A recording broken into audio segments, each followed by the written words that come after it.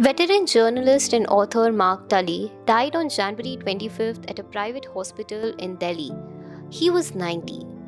Tully had been unwell for some time and was admitted to Max Hospital in Saket on January 21st under the nephrology department. He passed away on the afternoon of January 25th. A close friend and a senior journalist, Satish Jacob, confirmed his death and said Tully died at the hospital. Prime Minister Narendra Modi expressed grief over his passing. He said on X, Tully was a towering voice of journalism whose deep connection with India was reflected in his work.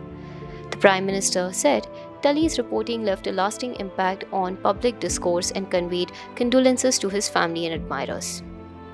Born in Calcutta in 1935, Mark Tully spent much of his life in India.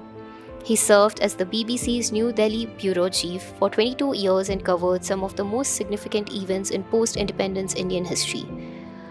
Tully later settled in Delhi and continued writing and commenting on Indian society and politics.